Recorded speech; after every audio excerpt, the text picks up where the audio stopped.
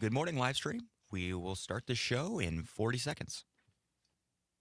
Protecting Mother Earth and holding our elected officials accountable. You'll also hear from Turtle Island voices like Arvina Martin, State Representative Heather Keeler, Ruth Anna Buffalo, Dr. Anthony Stately, State Senator Mary Kunish, Robert Lilligren, and Bob Blake. Native issues are human issues, and human issues are Native issues. Native Roots Radio, weeknights at 8 on your local Civic Media radio station. Finding support for my child with ADHD felt overwhelming. I didn't know which direction to take, but Understood.org's resources helped guide me. Now I have the tools I need to keep us moving forward. Visit u.org/yourpathtoday.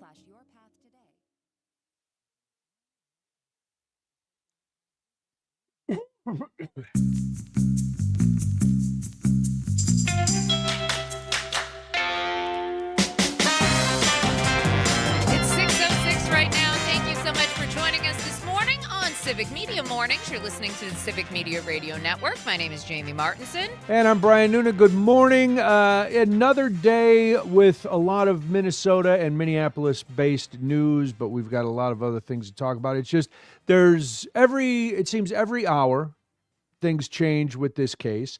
Now the latest, Jamie, we're going to see some body cam footage, allegedly. That's the report. Homeland Security investigators are supposedly, and I have to put these qualifiers on there because, like most of us, I'm skeptical of the government. Why? Because they lie nonstop, that's why. Just like you would if your kid lied to you all the time. You would be like, Right. I don't really believe it. But anyway, that's supposedly there's body cam footage from this some of these officers, and they're looking at it.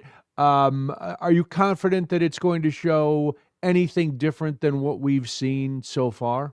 No, and I'm not even confident with, as you said, that we'll even see it, or Right. we're going to see an accurate depiction or something that hasn't been altered. I mean, and I hate to be that skeptical of the government, but they've really given us no choice. DHS has literally given us no choice Right. but to be that skeptical in these situations.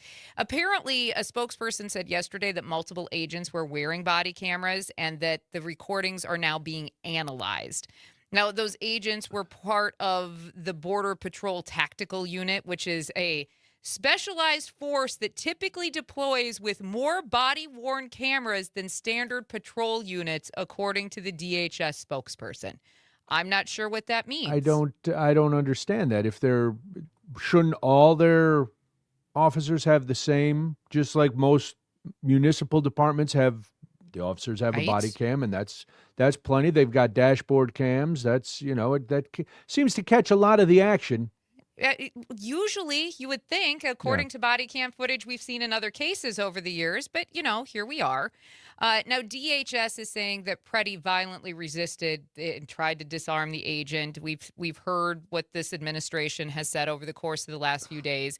Then there's, of course, all the eyewitness videos that are circulating online, if you've seen any of those, unless you're gubernatorial candidate Tom Tiffany, who yesterday remarked he has not seen the videos at all yet.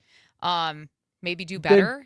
Then Tom Tiffany is either the laziest human being on the face of the earth in politics. He could be the most just removed from reality because even if you're not looking for that video, you're going to see it.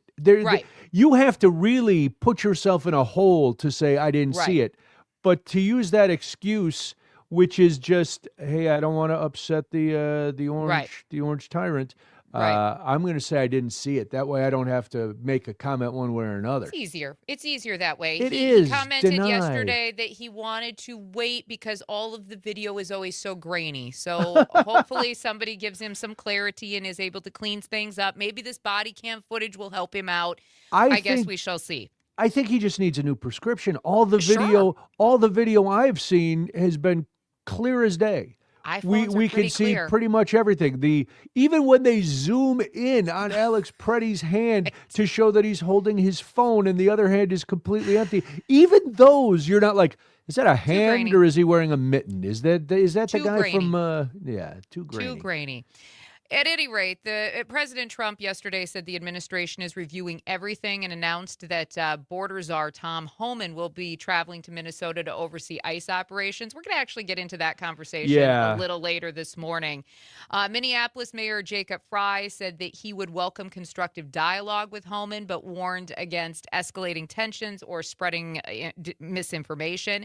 And then, of course, Governor Walz also chimed into the conversation yesterday, saying that both he and the mayor are under federal investigation, reminding us that this is still, in fact, an investigation over their public comments on immigration enforcement, which, DHS and the DOJ are saying were politically motivated. So but that's where Governor we stand Walz today. and the president had a nice call yesterday. It was good. Supposedly, a good call. Well, when it goes out on Truth Social, I as the official notes, I think we can definitely believe that it was a good call. I think that is those are the official White House notes at this point. After all, and I'm sure Caroline Leavitt will have many comments on how great a call it was. She is always she's always full of comments. I guess that's her job. But oh my goodness. Well, she likes to go into that mode, and she will definitely come to the defense of this president anytime she is given the opportunity. So I guess she earns her paycheck on a daily basis. So. This is, for him to have a call with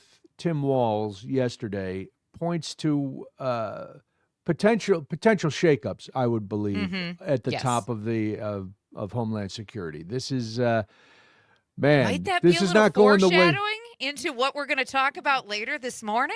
Could be. So that's another reason to stick around. Hey, this is wow. I love when we have an example of read the whole story, not just the headline, because we were going to give some kudos to a Republican gubernatorial candidate who seemed to be showing some backbone, and yet, Jamie, this story is deeper than we would have imagined. Yeah, this is another story coming out of Minnesota from yesterday in the fallout of the murder of Alex Preddy. So Republican Chris Maddle announced yesterday that he is ending his campaign for Minnesota governor, citing opposition to how his party and the Trump administration are handling immigration enforcement. That's a bold statement for a Republican. Yes, Very nice. It is. Good for him. Now, in a video posted to X yesterday, and by the way, I watched the entire 11 minutes of it, so the rest of you don't have to.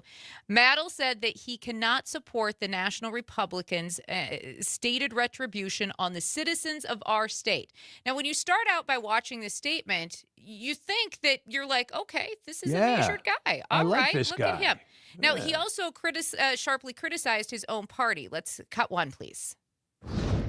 And the reality is that the National Republicans have made it nearly impossible for a Republican to win a statewide election in Minnesota. It is a simple fact. Okay. Probably true, yes. Not probably wrong. Now, he went on to say that he supports ICE's original mission to target serious criminal threats, went on to argue that the operation in Minnesota has expanded far beyond its stated focus on true public safety threats. Those were his words, not mine. And again, two points where you can go, okay, yeah, I think most measured people will agree with that. Exactly. Now, he also said that federal actions have created fear among U.S. citizens, including people of color, and called it wrong that Americans feel the need to carry proof of citizenship. Again, I don't necessarily disagree. So we're off to a good start, right? Yeah, I'm liking this guy already, Jamie. There's probably nothing that could turn me against him. Well, and you might even like him even more because Maddle also said that Asian and Hispanic law enforcement officers have been stopped by ICE in what he described as pretextual, unconstitutional encounters and argued that raids based solely on civil warrants without a judge's sign-off violate the Constitution. The guy is a lawyer, right? So he probably knows a thing or two. So I can respect that. His withdrawal, however, comes with some growing political backlash following the shooting of Renee Good and Alex Preddy. Now, this is where it gets a little off the rails, Brian. Wait a minute. Are you going to tell me that all is not what it seems? That some things are too good to be true? Yes, some things in this case are much too good to be true. All right. Because in this video, this is going to be cut too, he also admits this. True Americans love justice. Justice requires excellent legal representation. After ICE released my name to the media and said that I was helping Agent Ross, I was honored to receive communications from dozens of attorneys that congratulated me for helping a person in need, particularly during a gubernatorial campaign. But 3 lawyers publicly criticized me for helping Agent Ross. As lawyers, we take an oath to uphold the United States and Minnesota state constitutions. These 3 lawyers betrayed that oath. Wow. So Ross, if you didn't catch that, listening this morning, happens to be Jonathan Ross, who is the that name agent. seems familiar. Yep, he is the agent that actually killed Renee Good and shot her in the face in the first shooting in Minneapolis. And so this is the gentleman who Maddle has decided he is going to basically help get representation. Now, I don't know at this point if he's actually representing. That is not clear. Right. I'll be very clear about that this morning. It is not clear if he has actually stepped in to represent Jonathan Ross in what is going to probably be a long legal battle. And no charges at this point have been filed against Ross. So Right. we'll also make that clear. But he is definitely there to help make sure he has good legal representation. Yeah, he's helping That with is- an application to get Jonathan Ross a lawyer. And I also caught a little whiff of the current administration in there with just because 3 lawyers disagreed with him, they have betrayed their oaths. I don't think Yes. we need to always jump from 0 to 60. Oh, you went to a protest, you're a domestic terrorist. Oh, you disagreed with me, you've betrayed your oath to the law. No, that's not how it works. They have the right. Listen, I do believe everybody deserves competent representation. Sure. But also, you have the choice as an attorney to not take a case. Nobody's forcing you unless you're a Also public true. defender and the judge says you need to represent this person. You don't have to take a case. So let's not make everything a big deal. Let's be realistic and let's Right. tell the truth. Right. If you do represent him, it's your choice. You're going to make a lot more money than you would being governor. You're going to get a lot more notoriety for a potential run down the road. And you're covering your own butt because, yes, Minnesota would be a hard place for a Republican right now. If you're Agreed. and I don't care how moderate a Republican you are, this administration has done you no favors. And that's what this more seemed like, right? This is when you watch the video, and if you have 11 minutes and you need a good time today, I mean, sure, go for it. I'm not going to stop you. Yeah, but you're going to have your high hopes so that they'll be dashed. Do you want that in your really spare do. 11 minutes? The first couple of minutes, I was like, okay, all right, I can. This might be a moderate guy. I can see where this is going. And then we got about 5 minutes in, and I was like, nope, this is the same talking points that we've heard. Actually sided with the president on many issues that he agreed with, including calling protesters agitators in his video where he basically steps down from this gubernatorial run and then kind of loses me when he goes into the Jonathan Ross trope. Yep. So if you've got 11 minutes, knock yourself out today. It's cold. You need something to do, right? I don't have that kind of time. Mark says on the text line, and you can always jump in the conversation, 855-75-CIVIC, 855-752-4842. With ICE, more than likely has been destroying or not maintaining evidence in the murders of Renee and Alex. Yeah, there's a good chance, again, that this body cam footage that we will supposedly, that's being reviewed, allegedly, will not make it. There's always some technical issue. As we can listen, technical issues happen. Yes, I understand. Not on every body cam, I would imagine, but who knows? We'll see what happens. Maybe it'll be less, not grainy enough for Tom Tiffany to actually take a look this time. Would be nice. We'll keep our fingers crossed for him. It is 6:19 right now. You're listening to Civic Media Mornings. Measles cases breaking out in Wisconsin. We're going to talk about that next. I'm Jamie Martinson. And I'm Brian Noonan, and this is the Civic Media Radio Network.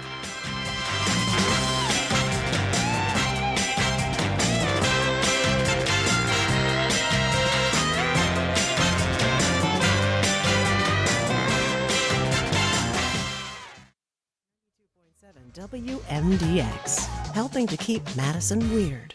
Herbal Aspect has landed. That's right, Madison's go-to cannabis destination now has a brand new location in Sun Prairie. Wait, 4 locations? That's a high level of convenience. With 3 Madison locations and now Sun Prairie, a great cannabis experience is always close by. Our expert staff is here to help, whether you walk in, call, or order online. Mention Radio 420 and get a special discount. So stop by Herbal Aspect in Sun Prairie, because great cannabis isn't just a pipe dream. Nice. I'm rolling over now. Herbal Aspect. Trivia Mondays, Wing Wednesdays at the Lazy Oaf Lounge. Put that big brain to work Monday night for America's Pub Quiz. Enter and win prizes like Lazy Oaf gift cards. And Wednesdays are for chicken wings. Enjoy 90-cent wings till 8:30 when you eat in, plus specials on beer and White Claw buckets, and hang around for music bingo at 6 p.m. It's the Lazy Oaf Lounge, 1617 North Stoughton Road. Go to lazyoaflounge.com. It's the Eco Minute, powered by Clean Wisconsin, your environmental voice since 1970. I'm Amy Barrio. The developer behind an AI data center approved in Port Washington is backing away from plans to buy up land near Green Bay. Residents in the village of Greenleaf caught wind of the project when some landowners started getting offers from an undisclosed buyer. After strong local pushback, Cloverleaf has announced it will no longer pursue that location. Commercial fishing companies working in the Great Lakes have stopped putting fish waste into area landfills. Every year, about 60% of the fish harvested has been thrown away. Heads, guts, skin, scales. Now 90% of fishing companies in the region have pledged to use every part of every fish for products like fish oil and fish meal. The move will cut 8 million pounds of greenhouse gas emissions generated by landfilling. Right now on the Defender podcast, the EPA moves to weaken one of the most successful environmental protections in U.S. history. Listen at cleanwisconsin.org or wherever you get your podcasts.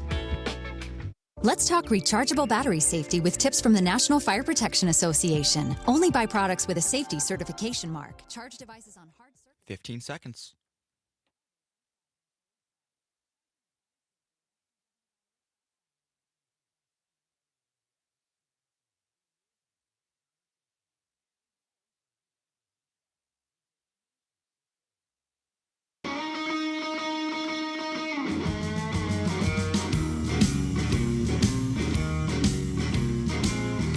It's 6:22 right now. Thank you for joining us this morning. If you're in Oshkosh and Appleton, you're listening on WISS. If you were in the Eau Claire area, 93.5 The Tap, or in La Crosse on WLCX.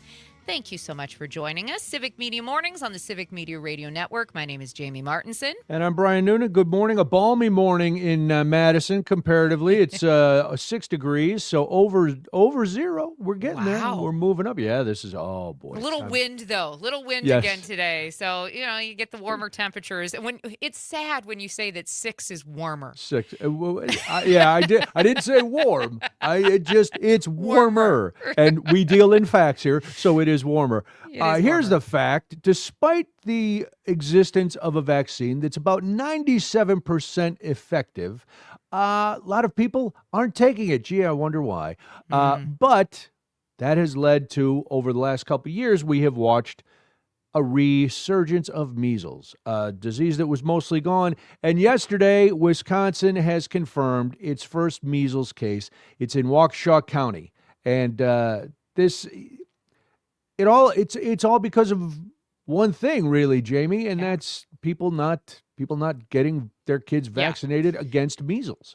Yeah, and in this particular case, it is actually linked to international travel. Officials at the Department of Health Services obviously have not released the patient's age, gender, or vaccination status. And so far, there's no public exposure sites that have been identified. Local and state health officials are working to notify anyone who may have come into contact with this particular individual. And this case, of course, comes after a major outbreak just last year in Oconto County, where 36 people were infected with measles. Now, you were mentioning the fact that less people are getting vaccinated. We come with the facts and the numbers because, as you mentioned just a couple of minutes ago, we like to do that around here. Of course. Yes. And I didn't say that lightly. I didn't say that to rile up the anti-vaxxers. It is true. So there are numbers. Tell them the numbers. From the Centers for Disease Control and Prevention, this is where these facts come from. 416 confirmed cases of measles so far in 2026. What are we in? We're 27 days in, and we have 416 confirmed cases. We're doing good. We're great. Don't go to South Carolina because that's where the largest outbreaks are happening right now, also along the Arizona-Utah border. Now, last year, the U.S. recorded more than 2,200 cases, which was the highest total since 1991. Yay us. Wow. And there were also 3 deaths, unfortunately, associated to the measles cases last year, all among unvaccinated individuals. Now, health experts also say that the declining vaccination rates are driving this particular resurgence. Weird how that works. Yeah. In Wisconsin, only about 81% of 2-year-olds received the measles, mumps, and rubella vaccine in 2024, which is well below the 95% needed for community immunity. In Waukesha County, vaccination rates have also dropped from about 90% back in 2019 to about 85% last year, also not hitting that community immunity number. Yeah. The MMR vaccine, just in case you're wondering, is about 97% effective. Health officials are urging residents to check their immunization status through the Wisconsin Immunization Registry. So, if you're worried, maybe take a look, see how things are stacking up for yourself and your family and maybe all of your loved ones. If you're an adult and you make the choice not to get a flu shot or a COVID vaccine or any other vaccine, that's fine. If you have a child and we have proof that these vaccines will keep, measles had pretty much gone away. Mm-hmm. All these diseases that we didn't think were coming back because science had created vaccines that would take care of them for children, especially like you can be an adult and isolate. Children are in groups. They're in school. It's you owe it to your child to protect them. You owe it to everybody else's children to protect them. And the internet is a great tool, but the internet has been the bane of healthcare throughout this country because everybody thinks they can do their own research. Doctors go to school for a long time. Yes. And then they have residency and they have everything else. And I'm still one of those people who believes doctors. Now, sometimes I want another opinion. Sure. And that's all fine. right. But that doesn't mean the first doctor is wrong. That means I don't like what the first doctor said, so I want to see if somebody else is going to agree with me. And then 2 doctors say the same thing, and I'm like, yeah, that's right. I'm not a doctor. Okay, let me go. Let me figure that out. There's a reason they spend so much time in medical school learning things that the rest of us have not, right? I mean, essentially. Right. It's okay to admit that somebody's smarter than you. I love it when people are smarter than me. I need smarter people around me because I don't always make the best choices for myself. Let's be realistic. So, if you want to chime in on this discussion this morning, you can do so by calling or texting us 1-855-752-4842. That number again, 1-855-75-CIVIC. You can even text us through your Civic Media app, which, by the way, you can get in your Google or your Apple store for absolutely free and listen over there as well. Mark in Prairie du Sac saying that he got tested to see if he still has measles immunity, and it's still there. He had to do so when he was getting ready to get a new job. So, I would like to, and listen, I'm not going to yell at you. My stance is you should get your kids vaccinated. But if you decided not to get the MMR vaccine for your child, I'd like to. I'm actually curious why. Who convinced you that it was a bad idea? What's your background to make that decision? And are you now when you hear it, okay, now measles are coming to Wisconsin again, does it worry you at all? Give you some pause. Yeah. I know with my own kids, because I had one on the spectrum, this was at the time when, everybody was linking vaccines to autism. Oh, Jenny McCarthy, thank you. Yes. When our second one came along, we went ahead and we spaced out his vaccines, but all my kids were still fully vaccinated. We just spaced them out a little bit. Yeah, well, so we went through the proper procedures. Yeah. We went through the proper procedures. They turned out okay. Well, I hated when you take your kid and they'd give them 7 shots in one day. Oh, So that's spacing so it out hard. sounds more humane. Yeah, just took us a little longer. 6:29 right now. You're listening to Civic Media Mornings. My name is Jamie Martinson. And I'm Brian Noonan. Bye-bye, Bavino. We'll talk about it after this on the Civic Media Radio Network.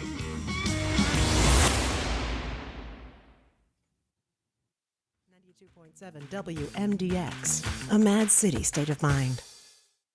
From the capital to your kitchen table, Madison's biggest stories live right here on 92.7 WMDX. It's sub-zero temperatures still all around Wisconsin. Anybody that's taking care of livestock needs to remember, keep the groceries in front of them. I'm PM Yankee, starting you off before the opening bell on a Tuesday morning. Quick look at what's happening in agribusiness news. Carl Hoppe knows all about it. He's an area extension specialist for livestock systems out at North Dakota State University in Fargo. He says sometimes farmers have a tendency to forget how much heat that gut can actually create for our beef and dairy animals. Giving cattle enough feed that ferments, which most of the feed do ferment for cattle, creates a lot of heat. And actually, as one person commented to me many years ago, it's like having a space heater inside a cow, keeping her warm. The rumen environment really does create a lot of heat for the cow. So they're kind of unique for having that ability to gather some extra energy out of the feeds they consume to heat their bodies when we have cold weather. This isn't just adequate feed the day of the event. This is adequate feed months before the event. We like to have some body condition, some fat on the cow so they can draw on that. Carl Hoppe, Area Extension Specialist for Livestock Systems at North Dakota State University in Fargo. Keep pushing the groceries. How much do those groceries cost you this morning? We'll take a look at commodity markets next. Some corn and soybean fungicides out there talk a big game. But if you're paying premium prices for not-so-premium results, it's time to get your money's worth with Miravis Neo. With exclusive Adepidin technology, health-boosting benefits that keep crops cleaner and greener, and proven bushel bumps that out-yield the other guys, it's easy to see which fungicide gets you the most bang for your buck. Ask your retailer for Miravis Neo, the premium fungicide that performs. Always read and follow label instructions.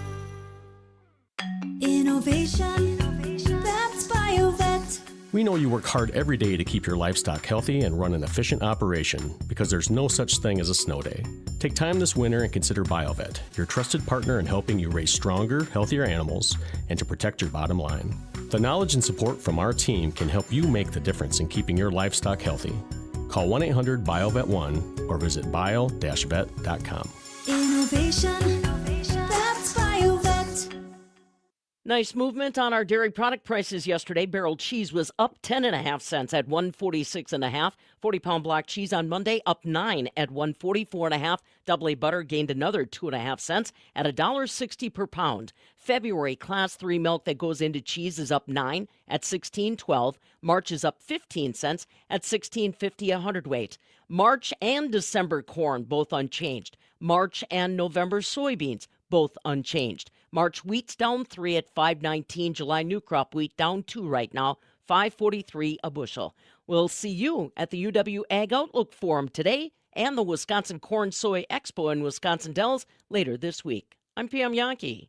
Parallel parking in Madison? Impossible. Finding real conversation on the radio? Probable. With 92.7 WMDX. Mostly sunny today with a high right around 10 this afternoon, but the wind out of the northwest at 5 to 15, occasionally gusting to 20, will keep the wind chill below zero most of the day. Tonight, partly cloudy, 1 below. Tomorrow, sunshine with a high of 12. I'm meteorologist Sean Cable. It is 8 degrees outside right now. Reading aloud to children sharpens their listening skills, expands their vocabularies, and nurtures a lifelong love of reading. That's why Reading is Fundamental, the nation's leading children's literacy nonprofit, offers free monthly read-alouds by popular authors through its Rally to Read program. Visit rallytoread.org to watch the read-alouds and discover exciting reading activities for school and home. Visit rallytoread.org today. Hey there, Wisconsin. Tom Hartman here. Democracy is not a spectator sport, so join me each and every weekday right here on Civic Media for the Tom Hartman program from 11 a.m. to 2 p.m. Covering the news of the day and sharing ways for you to get off the sidelines and get active in your community. because change starts with you. Get involved and tune in to the Thom Hartmann program Monday through Friday from 11 a.m. to 2 p.m. right here on your local Civic Media radio station. 15 seconds.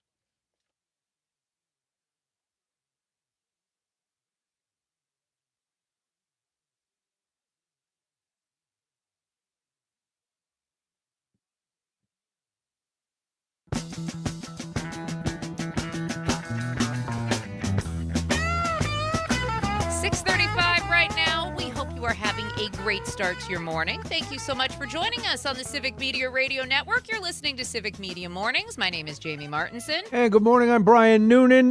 Big news coming out of the Trump administration last night regarding Minnesota and ICE.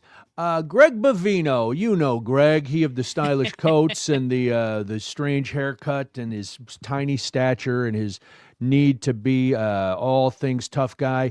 He's being replaced. He's being sent out of Minnesota, he and some of his agents. He's basically being demoted. But before you start cheering too loud, his replacement is coming. And not really that big an improvement. I saw a meme, and I will paraphrase it. Replacing Bovino with Tom Homan is like pooping your pants and changing your shirt. So that I thought that was apt, and I'm usually not a meme guy. The boy aquarium is shocked that I even know what a meme is, but I do. I think they're shocked by the fact that we can throw around any modern day language once in a while. It's impressive. Exactly. It's impressive, all right? Thank you. Thank you. We try our hardest.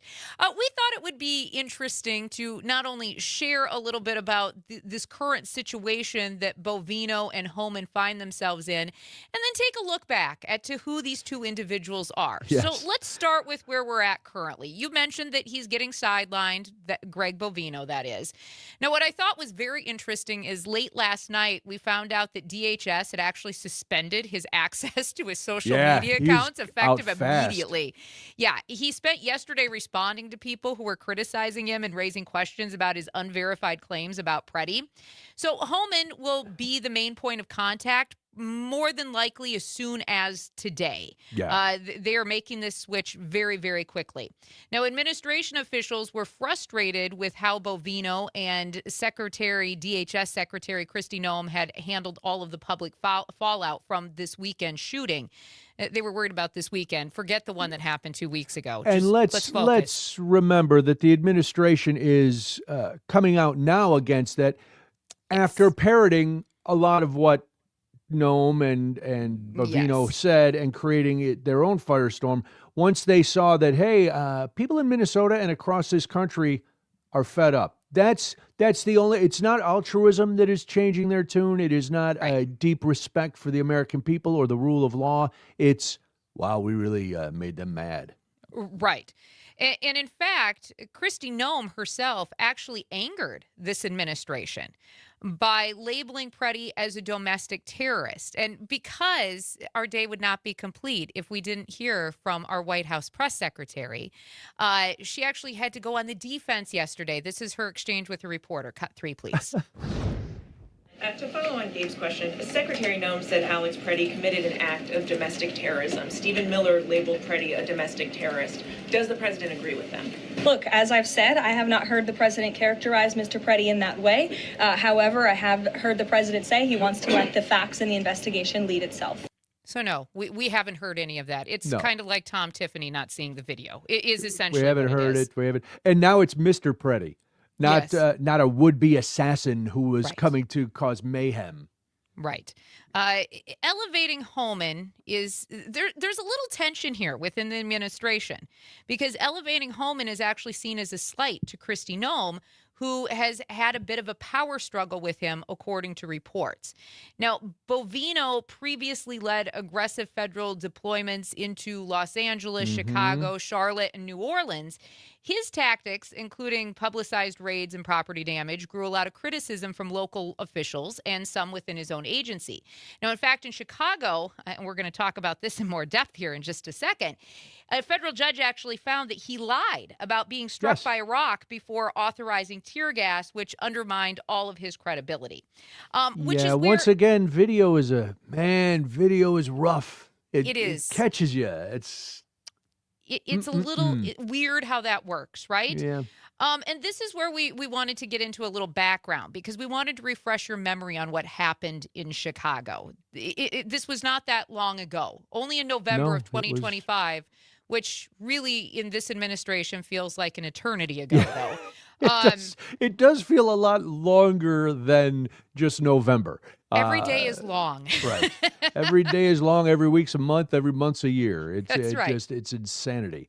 That's but right. yes, he did not fare well, Greg Bovino, in Chicago courts. Thank goodness. No, in fact, a federal judge described him as, quote, evasive, not credible, and outright lying during sworn testimony about the agent's use of force. This was Judge Sarah Ellis. And you don't want that on your record. You don't want that in the transcript. No. Is that a badge of honor for this particular administration? I can't believe anybody was offended by that, but here we are. Right. So the judge actually made the findings in this civil lawsuit that was against the Department of Homeland Security, which stemmed from the Operation Midway Blitz that was occurring in Chicago at the time. And the judge actually wrote that Bovino gave, quote, cute answers and was untruthful for over 3 days of recorded depositions.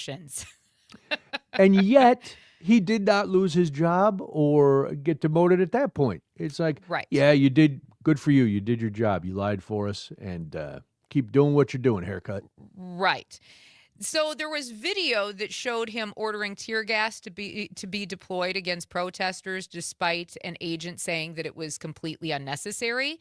Now, Bovino actually admitted under oath that he gave no warning before deploying tear gas at the crowd. And despite this, he also testified that, quote, all uses of force, this is right from his testimony because did a little reading last night, all uses of force have been more than exemplary. That's what he said under testimony in the depositions. Hence the judge calling him outright saying he was outright lying. Yes. And so Judge Ellis then found that he lied when denying that he tackled a protester despite the video evidence. Again, believe your eyes, not what they're telling you. He also gave conflicting stories about being hit by a rock before using tear gas. DHS initially claimed that he was struck. Video and testimony. Again, that pesky video. It's kind of like Scooby-Doo, those pesky kids, right? Yep. That pesky video and testimony later contradicted that account. He ultimately had to admit under oath that the rock did not hit him and later said tear gas was deployed before any rock was actually thrown. So then Judge Ellis at that point concluded that DHS's, quote, widespread misrepresentations called into question the credibility of the government's entire account. But again, does that sound his familiar? position. That's, that was November in Chicago. We heard the same arguments in Los Angeles. We heard the same arguments out of New Orleans. We're hearing the exact same playbook being rolled out in Minneapolis. I don't understand how, my mom used to say, how can educated people be so stupid? Now, I don't know what kind of education these people have, but how can grown-ups be that stupid? If it didn't work for you in Chicago, it didn't work for you in L.A., it didn't work for you in New Orleans, and it's sure as heck not working in Minneapolis because we see it enough, and now we've got affidavits in Minneapolis of witnesses. You got to either tell the truth or change your playbook because we got you. We got your number. Yeah. Nobody believes this. Perseverance? Is that what it is? I don't know. I mean, can you? I guess you can persevere with stupidity if you are aggressively dumb. Then I used to use the term for some people aggressively untalented, where they believe they're so much better than they really are, and nothing will dissuade them. Right. I find it hard to believe, though, that any person, rational or not, can tell this many lies, and it's the whole administration. It's not just Greg Bovino. He's just part of the cabal of Right. dishonesty, which is another T-shirt I'd like to have made. Okay, I'll Boy make note. Aquarium, please. The cabal of dishonesty. I'm gonna write that down. All right, thank you. I don't know how they can keep telling the same lies without even changing things up. It's always domestic terrorism, fear for our lives, blah blah blah blah blah. Nobody's buying it, so why keep trying to sell it? Well, they're going to keep trying to sell it because if you think Greg Bovino's bad, let's get into a little All right. background just in case you forgot about the Please. border czar, Tom Homan. Oh. And let's be realistic, that is actually the title they have given him. That is not us just making up No, names. no. He is This officially is- called the border czar, Tom Homan. And this guy is not an upgrade. No, he is not. He's 64 years old. I want you to know the full scope of this. So Yes, please. Yeah. So he worked in immigration enforcement for 4 decades. He actually started as a Border Patrol agent in 1984. He joined ICE in 2003. He led ICE's enforcement and removal operations. Now, this might shock some of our listeners under President Obama. He received a Presidential Rank Award in 2015 for performance. He is known for his role in family separations and hard-line enforcement policies. Boy, that's something to be known for. He let was me the tell you. guy. He was the face of all the separations, and when the whole uproar about kids in cages and all of that, Tom Homan was the public face of that. And man, oh man, if you didn't know Tom Homan before then, you knew him. You knew him then, and it was hard to see any humanity. Yes. Now, he was asked to stay on by President Trump's first DHS secretary, John Kelly, back in 2017. And that's when he became what a lot considered to be a top immigration official. Deportations peaked at 432,000 in 2013 under President Obama. They never exceeded 350,000 under the president's first term. Now, Homan, if you're wondering, he supports targeting all undocumented immigrants, not only those with criminal records. In fact, he has made some comments back in February of 2025 about your legal status and how that should play out. Cut 4, please. If you're in the country illegally, you're on the table because it's not okay to violate laws of this country. You got to remember, every time you enter this country illegally, you violated a crime under Title 8, United States Code 1325. It's a crime. So if you're in the country legally, you got a problem. That was him again, less than a year ago. And see, if I may, that's a statement that I think most people, if you took that statement, just that statement, you go, yes, he's right. If you break the law, you should be you're accountable. Oh, yes. And that's the problem. See, we get pulled in by something like that. Right. But then it spins, Jamie. It does. So spin it for us. Because I can agree with what he said there. Yes. But he also defends deporting long-term residents with U.S. citizenship, children, and U.S. children, and also citing that it's because of part of due process. He advocates for worksite immigration raids and aggressive enforcement, and he actually pledged in 2024 to run, quote, the biggest deportation operation this country's ever seen. Now, he also comes with a little baggage, right? He was actually investigated after allegedly accepting $50,000 from undercover FBI agents posing as business people back in 2024. That little scandal got swept right under the rug. That went away quick, and Bulldog Levitt just defended that, and then suddenly it was gone. It was like, wait, we got a guy who allegedly took a bribe, and he's, well, listen. Amazing what happens when you're working for the President Trump Justice Department. When you are connected, you are connected. That's right. And the White House framed this entire probe as an attempted political entrapment by President Biden's administration. So that is who is now running this operation in Minneapolis. All right. Well, it's like pooping your pants and changing your shirt. The meme still applies even after all that. Yes, it does. So now we've taken a trip down memory lane. That's enough. It's 6:48 right now. You're listening to Civic Media Mornings. I'm Jamie Martinson. And I'm Brian Noonan. E-bikes, problems. It's the Civic Media Radio Network.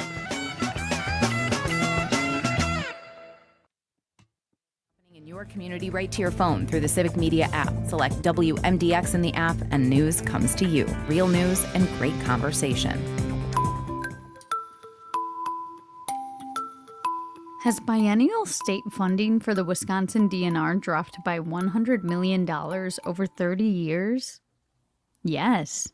State funding for the Wisconsin Department of Natural Resources has dropped over the past 3 decades, largely due to reduced debt spending. The DNR received over $330 million in state general purpose revenue in 1995, compared with about $226 million in 2025. A 32% decline.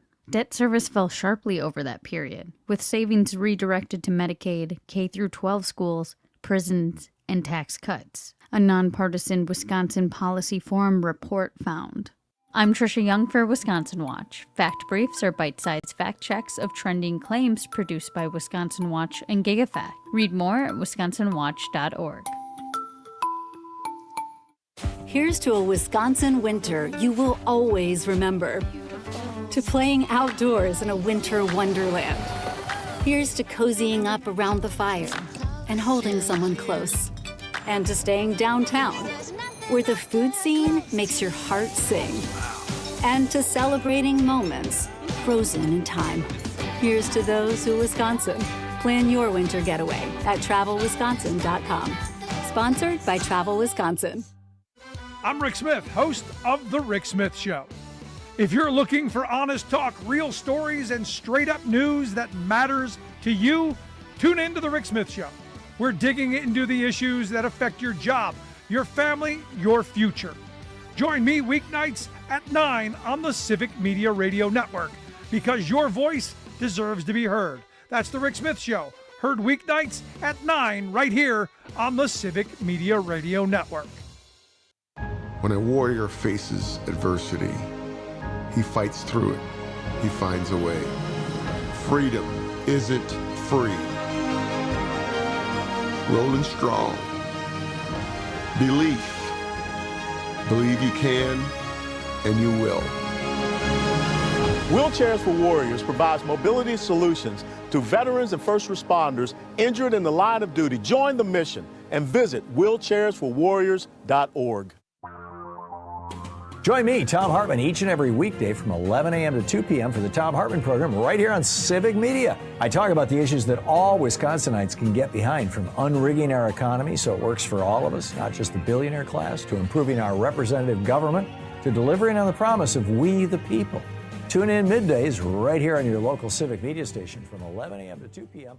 for the Tom Hartman program. 15 seconds.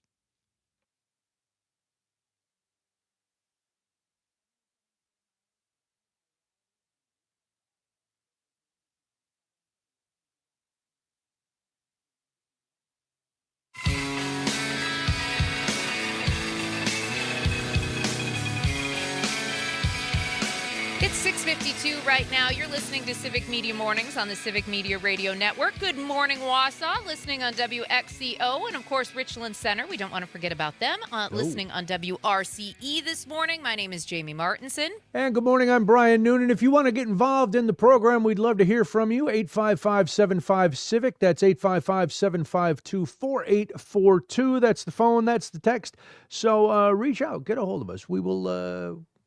Well, we like hearing from people, even if you disagree. That's okay. We're not. We don't set ourselves up as ivory tower elites, do we? These are just our opinions. So if you have a different opinion, we'd love for you to share it with us. We're cool with that. Our opinions are backed up by facts. We got the anyway. receipts. We do. We try. I do spend a lot of time researching to bring those receipts. Yes, you do. Yes, you do. Here's a question for you. What types of regulations would you like to see put on e-bikes and other similar devices? And the reason I ask that, Jamie, is because in Madison, more residents are riding electric bikes, scooters, those kind of things. And those devices and those riders are being blamed for an increasing number of injuries and frustrations of pedestrians and drivers because they, oh boy. Yeah, well, You know, here's the thing. This is a hard discussion for me Uh-oh. because I am not so good on the bicycular units of life. Really?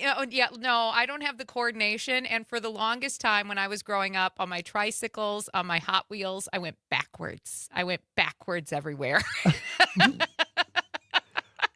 All right. This This is may a real start story. explaining things. Gentlemen, this definitely goes on the list. This is going on the list. Put it on the put riding tricycles backwards. I didn't even know did. a tricycle could go backwards. Oh no, it definitely goes backwards. I'd be there with my little bell, just dinging it and jingling it. I'd just be going backwards everywhere. It was not my parents' finest, most proud moment. Let's just put it like that. We need a video. We need a video of that, See, that's Dom. That's why JB and I are protected from a lot of things because there was no video. If there had been cell phones with cameras back, even in college, I'd probably be in jail. But now you got no proof. You gotta come at me with some evidence, y'all. Okay. Well, the reason I brought this up is because there's bans in different cities throughout the country, and local bicyclists and planners don't want those kind of regulations going into effect here in Madison. You know, so I mean, when you look at places like Chicago, especially in the suburbs, the village of Glenview recently banned e-bikes and e-scooters from all public property, including streets, sidewalks, and shared use paths. Similar bans are now in place in parts of Florida and Southern California, and even at the state level in New Jersey, they've gone even a little further than that, passing a new law requiring licenses, registration, and insurances for all e-bikes. Alicia chiming in on our social medias this morning saying e-bikes need to be off all sidewalks and required to comply with road laws. So thank you for chiming into that conversation. I agree with that 100%. That seems like it should be the baseline because here we've got those divvy bikes, you know, where you can rent. People have no idea how to ride an electric bike. They're not stopping at crosswalks. They're zipping through intersections. And as much as I would feel bad if I hit one. Of course. But I don't think I would be legally responsible if you come zipping through and you're not obeying the rules of the road. I mean, that's just it. Just because you're on I think this goes to anything you're riding, unless you're me, who just won't attempt to. Well, you'd be going backwards, so traffic would stop anyway, just to go, what is this woman up to? Oh, her bell is very nice. Cling, I cling. am my own circus act. I really, truly am. But I think if you're on a device, whether it's an e-bike, regular bicycle, you still have to adhere to some rules, right? Yes. I get pedestrians always have the right of way, but in this case, let's be a little smart for your own safety as well. E-bike sales actually rose nationally. There we go. I'll get the word out yet. From fewer than 300,000 in 2018 to over 1 million annually by 2021. By the end of 2022, a lot of Americans had taken 500 million e-bike and e-scooter trips on rideshare systems alone. That is all according to the National Association of City Transportation Officials. Now, here in Wisconsin, the Wisconsin Bike Federation, as well as other cycling groups, really worry that leaving the regulation of electric micromobility, that's a word I never thought I'd use in an actual sentence, devices to local government leaders could result in a patchwork of different rules like they have in the Chicago suburbs, where the same behavior becomes illegal after crossing municipal lines. And I think that's the other problem too, right? Is if you have cities that are close together, then different rules apply, and all of a sudden you don't know what your rules are necessarily. Exactly. And I mean, imagine if, and they kind of do, but speed limits change from area to area, not statewide. I mean, nationally we have speed limits, but you could be driving down a country road and all of a sudden get to a tiny town and it goes from 55 to 25. Well, that's what these, and the problem is with regulating these micro-mobility machines, which sounds like a commercial on a kid's cartoon show on Saturday morning, there's not the stats. So hospitals are treating people, but they're not classifying these as exactly, oh, they were riding an e-bike, so they got hurt. And so that's where some of the numbers get a little janky, and people aren't sure how we regulate this, because we don't really know the extent of the injuries. We just know there are some. And there used to be, we had a scooter program too in my neighborhood. We had the electric scooters and the electric bikes. And those electric scooters would be just littering the curb. People would leave them on the sidewalk. They're dumping them in our yard. It's like, all right, what? There needs to be certain rules and regulations, and cities need to take a look at some of this Don't stuff. go backwards on them. Don't ride your bike backwards. That's a special act that only some of us are able to accomplish. I'm shocked that that's even physically possible. Oh, it is. Trust me. I believe 6:59 right now. You're listening to Civic Media Mornings. My name is Jamie Martinson. And I'm Brian Noonan, and I drive correctly. Hey, is there going to be a government shutdown? We'll find out. We'll talk about it after the news right here on the Civic Media Radio Network.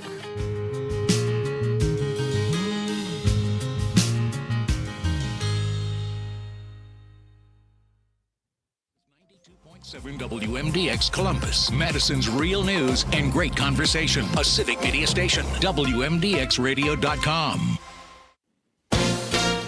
ABC News, I'm Sherry Preston. Still over 500,000 power outages after monster winter storm, and much of the country dealing with icy temperatures as well. Ice taking down huge trees across the South. Mississippi's governor now deploying 500 National Guardsmen. It is possible that those numbers will go up. In Oxford, utility crews were pulled back and a shelter in place was ordered over fears of falling trees.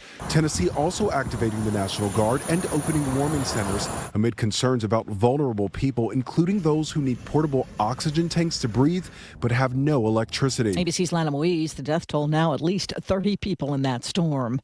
Border czar Tom Homan expected to meet with the mayor of Minneapolis today as he takes over ICE operations there. Days after Sinners set the record for Oscar nominations, the BAFTA nominations are out this morning, one battle after another, leading with 14, followed by Sinners and Hamnet. This is ABC News. Your neighbors are talking. Leaders are deciding. Madison's story unfolds daily on 92.7 WMDX. For 92.7 WMDX News, I'm Savannah Tomei Olson. Green Bay is mourning Alex Preddy, the man shot and killed by immigration agents in Minneapolis over the weekend. Connie Fellman reports. 37-year-old Alex Preddy graduated from Preble High School in 2006 and worked as an ICU nurse at the U.S. Department of Veterans Affairs in Minneapolis. A widely circulated video shows Preddy pushed to the ground by numerous federal agents before he was shot multiple times. The deadly shooting sparked outrage in the streets of Minneapolis as well as here in Green Bay, where people are remembering Preddy as a high school athlete and talented musician involved in Preble's show choir and musical productions. Mark Becker sang alongside Preddy in the Green Bay Boys Choir. He says even all these years later, news of Preddy's loss sends a shockwave through the tight-knit community both he and Preddy were a part of. To feel that loss, the disturbance in the force, if you will, of something so seismic like this touching this community. There's so many people that he impacted that are stunned, and it's so sad. Becker describes Preddy as funny, kind, and always wanting to take care of others. He says seeing Preddy in the video helping a woman who'd been shoved to the ground by federal agents sums up the person he remembers from a very young age. That was who I knew he was in the boy choir. So it's not a shock that he grew up to be, an ICU nurse taking care of people, because that's what he did in Green Bay. And it just pisses me off that that's what cost him his life. It's not fair. Preddy's death marks the third shooting by federal immigration officials in Minneapolis in 17 days. An ICE officer shot and killed Renee Good, also 37, on January 7th. A week later, another man was shot by an immigration officer but survived. That's Connie Fellman. I'm Savannah Tomei Olson, 92.7 WMDX News. The Bucks are on the road. Hi, I'm Mike Clemens with sports. NBA, the Milwaukee Bucks in Philadelphia tonight against the 76ers. Giannis will be out with that strained right calf muscle. The Bucks only 3-11 when he's not in the lineup. Bucks guard Kyle Kuzma. Winning a lot of ball games comes from him being on the court and being healthy. And it's all about continuity, right? It's the first year this group has been together. We got 38 games to get better as a unit. College hoops. Wisconsin hosts the Minnesota Gophers tomorrow night. Tip-off time at at the Kohl Center, 8 p.m. The Brewers' new utility player, 22-year-old Jet Williams, spoke to reporters about missing most of 2024 with a wrist injury that required surgery. Williams, on what he told his new manager, Pat Murphy. Like I was telling Murph, you're going to have to drag me off the field. Whether I'm going to be half dead on the field, I'm still going to try to stay on the field and stuff, but play like it's my last game, every single game, and play as hard as I can each and every day. That's the Brewers' Jet Williams with Sports on Mike Clemens. Local news, real voices, and conversations that count. That's Madison. And that's 92.7 WMDX. Mostly sunny today with a high right around 10 this afternoon, but the wind out of the northwest at 5 to 15, occasionally gusting to 20, will keep the wind chill below zero most of the day. Tonight, partly cloudy, 1 below. Tomorrow, sunshine with a high of 12. I'm meteorologist Sean Cable. It is 8 degrees outside right now.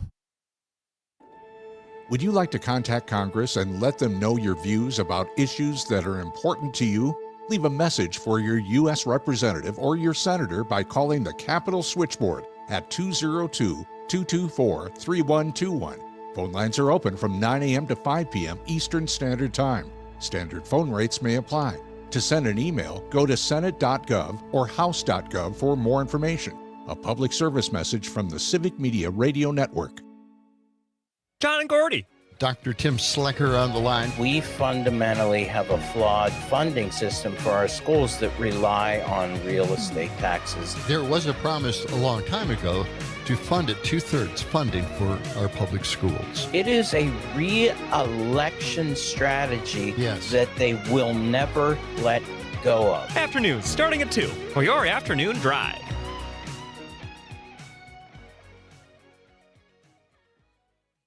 Finding support for my child with ADHD felt overwhelming.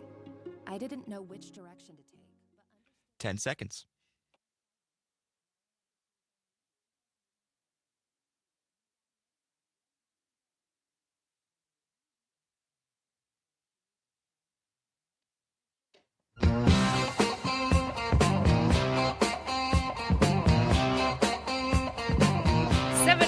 Right now. Thank you so much for joining us this morning. We hope your day is off to a great start. Looking at a sunrise in downtown Madison. It's a little chilly out there, Brian, but it's a beautiful day. My name is Jamie Martinson. And I am Brian Noonan. We're glad you're here. Good morning. Yes, it's still it's above zero. So we'll look at it. We'll look at it that way, because that may be the only good news we get coming out of the government this week, because we are headed toward a potential partial government shutdown. The votes are going to be tabulated this week, but it's all over the funding for the Department of Homeland Security and the administration's immigration enforcement agenda. Jamie, we've talked about this before. Yeah. We're just coming off the longest government shutdown in recent memory. People are still reeling, and the fact that ICE is already funded for a while, but they want to ensure it's funded through the big beautiful bill, as we can all remember.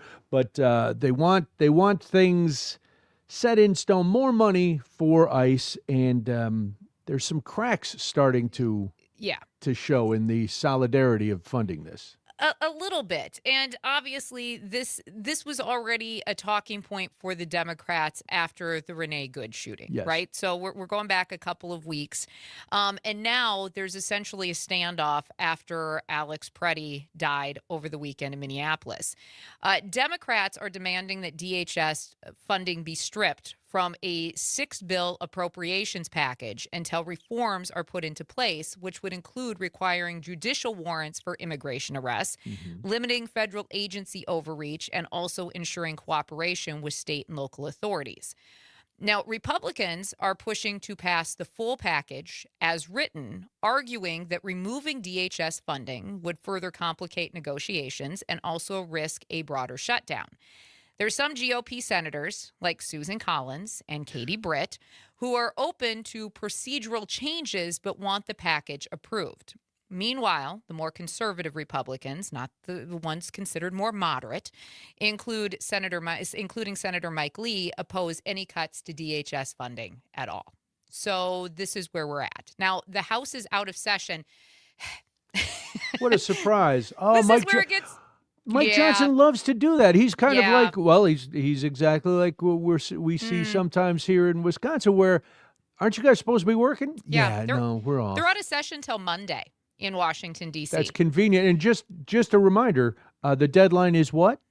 Midnight Friday. Oh, that's unfortunate then. It's any amendments could be delayed, and obviously, if they're not coming back till Monday in the House, and this is now at a stalemate in the Senate, you can probably expect a frenzy of action, or maybe inaction, meaning we're probably going to see at least a few days of a shutdown. Hopefully, it's not as long as the one that we recently just came out of. The White House is saying that it wants the 6-bill package passed intact as they're getting ready, as we talked earlier, if you were listening to the program, as they're getting ready to send border czar Tom Homan to Minnesota to oversee the federal enforcement efforts. Now, Democrats are leaning on public opinion and the outrage over the killing of U.S. citizens by federal agents. They're using that as a bit of leverage right now. In fact, Senate Minority Leader Chuck Schumer called on Senate Republicans to renegotiate the DHS portion while allowing the rest of the government to remain funded. Both parties, obviously, in this case, have a little bit of pressure on them, right? Because the Democrats are trying to respond to the base, and they're trying to prevent further deaths at the hands of federal agents. Republicans want to fund the government. They want to maintain support for the president's immigration agenda. So really, at this point, the clock is ticking. You got Friday. That's your clock. There you go. And I think when we use they use the term shut down the government, really they're talking about one department that they want to hold back, because quite frankly, when the word of the Republicans saying, well, we'll look at making changes and adding oversight and all this after it's passed, means nothing. We've talked about that. There's no trust that they are going to follow through with their word. This is where compromise would come in, where you say, okay, right now, if they took the funding for DHS out of this 6-bill package, DHS is still funded for now. So it would not shut down that division. Everybody'd still be working. They still get their pay. They'd still get the unbelievable bonuses and signing bonuses and all of that. Right. But then the Democrats and the Republicans could work on passing the other stuff, keep the government open. And then if you're really intent on delivering oversight and making these changes to DHS, let's do it. Come on. And then we can fund it. Right. But right now it's not fundable. And any Republican that doesn't see the public outrage, and this is not just Democrats out on the streets, it's independents, it's conservatives, it's people with children, it's everybody, not everybody, but this is a mix of protesters. This is a groundswell of American citizens who have had enough of this, and the target of their ire is not the entire government, it's the Department of Homeland Security. So take that off the table, pass the budget, and then come back and fix what's broken. I totally agree. And if you want to get in on this conversation this morning, we'd love to hear from you. Either way, whether you think the government should shut down, why they renegotiate this, whether you think that they should pass the budget as is and then renegotiate DHS, we'd love to hear from you this morning. 1-855-752-4842, 1-855-75-CIVIC. You can call or text us this morning. Now, as you were talking and I was listening, I did a little digging. Big surprise, right? I couldn't ride a bike forwards, but you were talking, I was discounting it and doing research on my own points. I was listening. No, I was listening because you mentioned the fact that this was already because of the big beautiful bill. Yes. DHS was already funded, and I want to make sure that in light of truth and facts, we know exactly what that means according to the big beautiful bill and where the budget for DHS stands right now, right? So obviously this was signed in July of 2025. We all remember how that that played out. And it was unprecedented funding for the Department of Yes. Homeland Security. Total appropriations reached approximately $170 billion to $191 billion. All right, that's again billion with a B in case that wasn't clear this morning. Yeah. Now, I want to break this down a little bit. So estimates of the total funding package for DHS ranged from about $165 billion to over $191 billion, with one report citing right around $171 dedicated to immigration and border enforcement, which also included funds for the Department of Defense.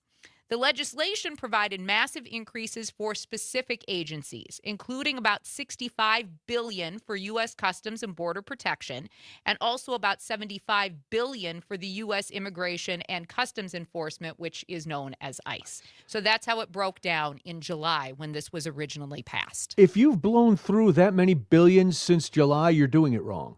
Right. That should be enough. It should be enough to get you through at least February. Yeah. Should be enough to get you Yeah. to next July.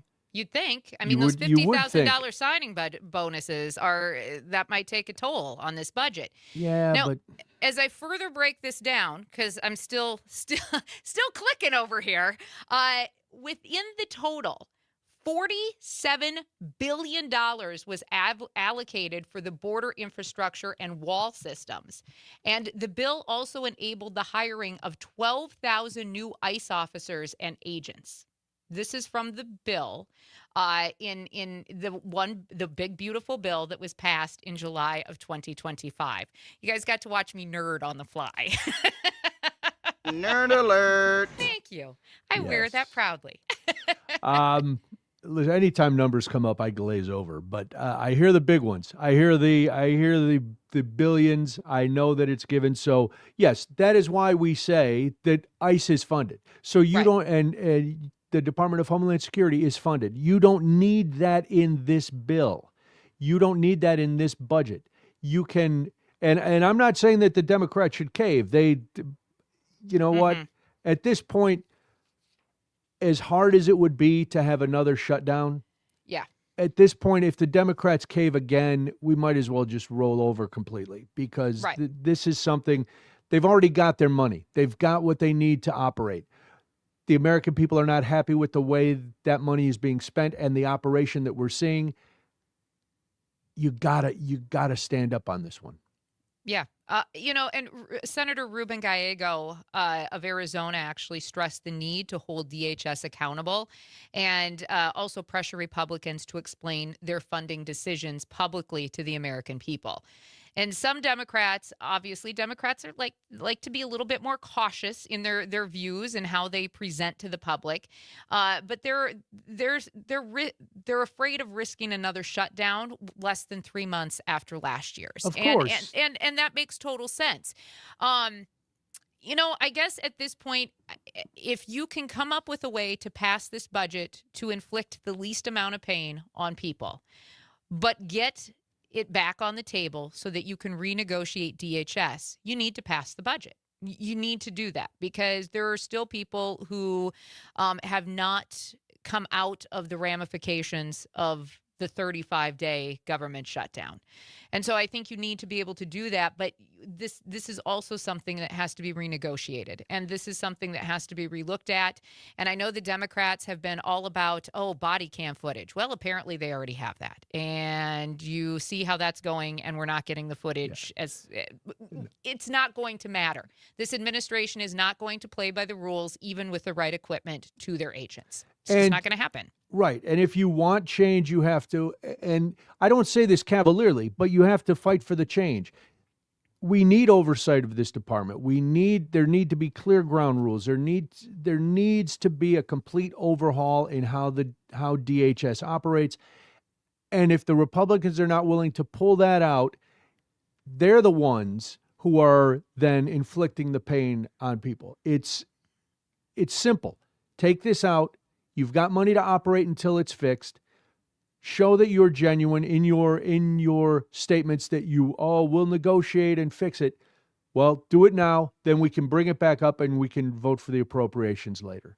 But if you're genuine, we got to do this now because Yeah. I'm guaranteeing and I know that's kind of crazy, but I'll guarantee there are a lot of constituents of these Republican people in Congress who feel the same way about DHS and ICE that more Democratic people do. Sure, absolutely. No, now one of the things to remember if there were to be some sort of shutdown, right? DHS agencies like ICE and Border Patrol would continue to receive the funding because of the big, beautiful bill. So you're not stopping anything. However, agencies such as FEMA and TSA would be impacted due to a shutdown. So these are things to also remember in all of this. So if you want to get in on this conversation this morning, we encourage you to give us a call or text us at 1-855-752-4842. That is 1-855-75-CIVIC. And I think that's probably some of the consternation of the more concerned Democrats from more moderate areas, you could maybe say, is how will things like FEMA be impacted? How will TSA? What about the food programs? So I think those are going to be the ongoing conversations that they have to have. But we have to remember those have been gutted too. Yeah, I'm for no more killing in the streets. So get to work, people. That's a get bold back in take. session. Bold get back in take. session. 7:19 right now. You're listening to Civic Media Mornings. I'm Jamie Martinson. And Wisconsinites are getting scammed. We'll tell you how after this on the Civic Media Radio Network.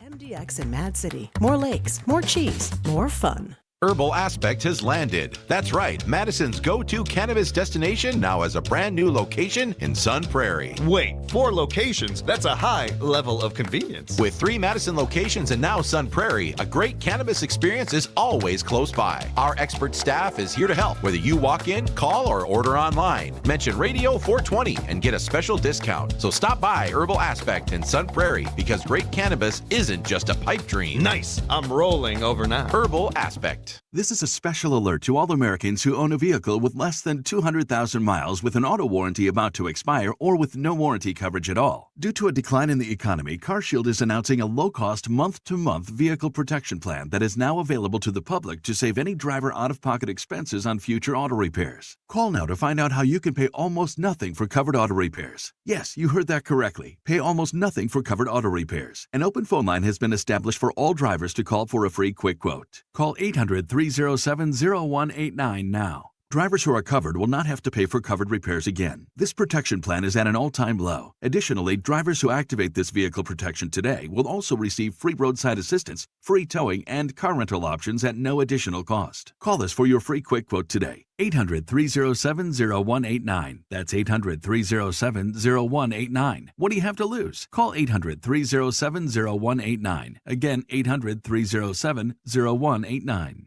Listen to the Civic Media exclusive podcast, Busted Pencils. Protest is democracy in action. So let's organize our voice and, like Tim says, know the rules, but we also should teach them what is the appropriate way to exercise your democratic voice, which is also a civic responsibility. It's not saying, hey, let's teach a protest against something specific. That's for any level of things. We see that peaceful protest is not passivity. This is what democracy looks like. Subscribe to Busted Pencils wherever you listen to podcasts. When a person calls 988, they're connected to a crisis counselor. A caller can expect to talk about coping skills. They can chat, they can text, and when they come out on the other side. 15 seconds till live.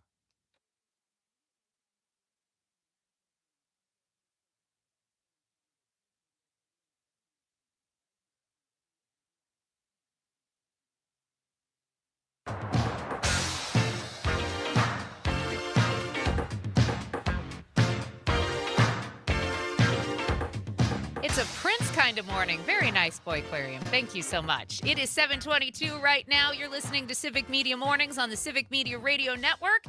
We hope you're having a great start to your day. I'm Jamie Martinson. And I'm Brian Noonan. Good morning. The other day we were sharing our stories about weight loss. We had talked to a dietitian, and, you know, it's the beginning of the year, and everybody who is making these weight loss resolutions is trying a different way to do it. Everybody wants to get healthier. Some people are doing it purely out of vanity, which I got no problem with either. But either way, people are looking for a quick fix when it Yeah. comes to weight. Weight loss is hard, and Jamie, you and I can both attest to it. It's not easy. Anybody who's lost, I don't care if you've only lost 10 pounds, it's hard. Oh, And even so, a couple pounds is hard, right? right. So if you're doing it, good luck, keep fighting.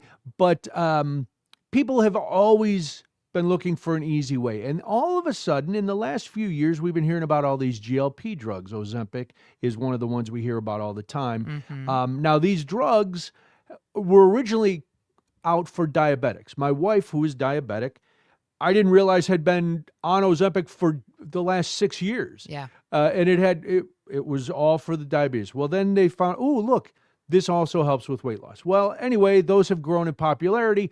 It was injections. Now there's pills available. And everybody is getting in on the act. And some of the people getting in on the act are not very honest. Wisconsin consumers, Jamie, are reporting hundreds of dollars lost to scams promoting discounted GLP-1 drugs and other weight loss alternatives because these are expensive. The drugs like Wegovy, Ozempic, Mounjaro, they're a class of drugs created to treat diabetes, like I said, and lower blood sugar, and they've grown in popularity as weight loss treatments used by celebrities and others, and a lot of people are doing it, but a lot of people are getting scammed, especially here in Wisconsin. Yeah, and the Better Business Bureau is actually starting to put out some warnings about this. Over 100 consumers have been targeted by online retailers claiming to sell these drugs and some of these similar alternatives across the United States. And in fact, here in Wisconsin, 3 different people have reported losing several $100s. In 2025, approximately 1 in 8 adults reported that they were actively taking a GLP-1 weight loss drug for diabetes or another condition, at least according to the Kaiser Family Foundation. Of those people, half said that the drugs are hard to afford, and scammers, obviously, when they start to hear those things, they want to take advantage of our vanity, right? Especially because now, with the weight loss, there's a little bit more of a higher demand. So one Wisconsin consumer actually reported losing about just over $1,100 after purchasing a product that she saw on Facebook. Never trust the book of faces. That's where I get all my medication is on social media. That's right. You should. Definitely. Oh, yeah. Don't do that, people.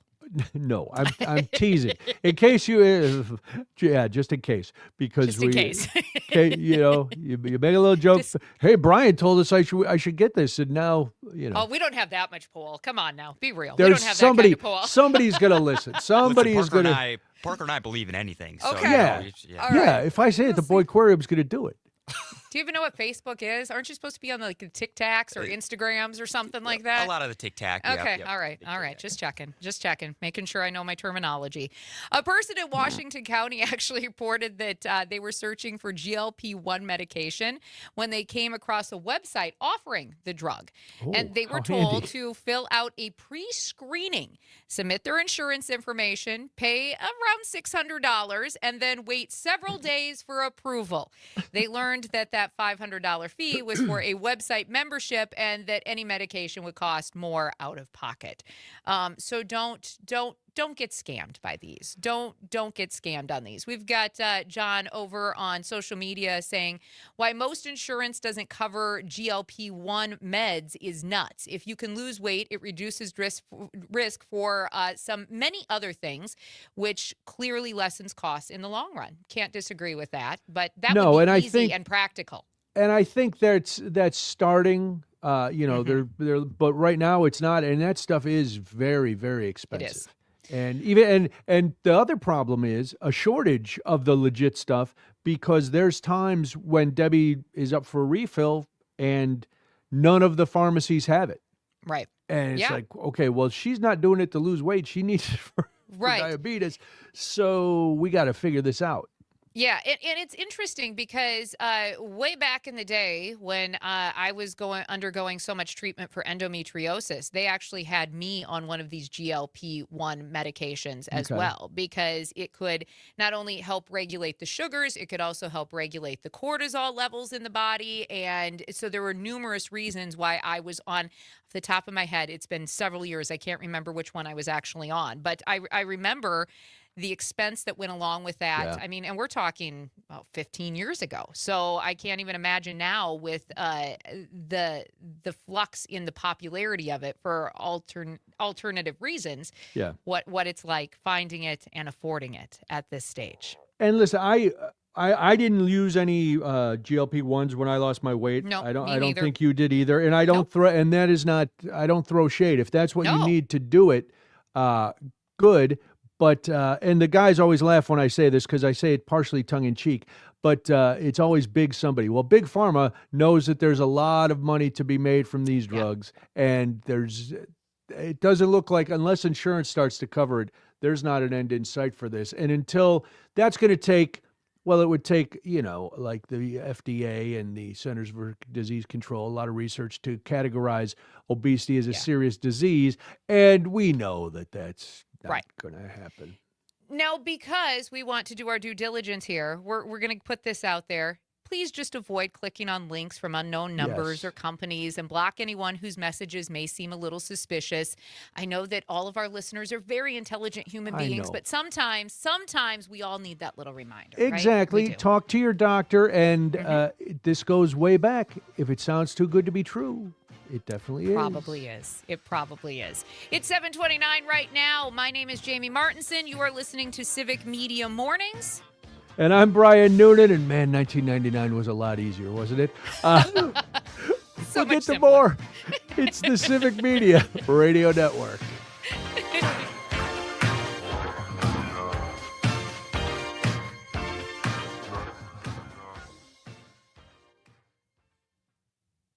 Come for the cheese. Stay because your car won't start.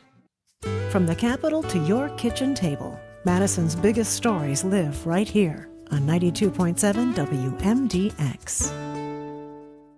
Healthcare costs. A lot of people in Wisconsin talking about it, including Wisconsin farm families. I'm Pam Yankee. Now, from the Rural Mutual Insurance Farm News Desk, here's what's happening on a Tuesday. And their options are limited just like yours. Ben Nelson, new executive director of the Cooperative Network, explains that right now about 27% of Wisconsin farmers rely on the Affordable Care Act for health insurance. But without credits, even that can be beyond their financial reach.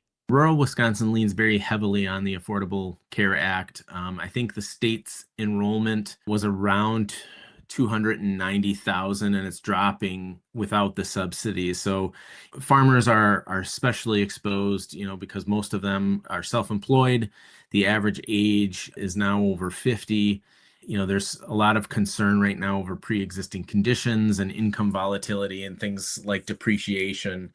The number right now that we're working off of is about 27% depend on these individual marketplace plans. So disruptions obviously are making for some tough choices between healthcare and farm survival. Ben Nelson, he's the new executive director at Cooperative Network. He said things have gotten so dire as far as the offerings for farm families and health insurance that they're now re-exploring the opportunity to reopen the Farmers Health Cooperative of Wisconsin that would provide independent, comprehensive coverage.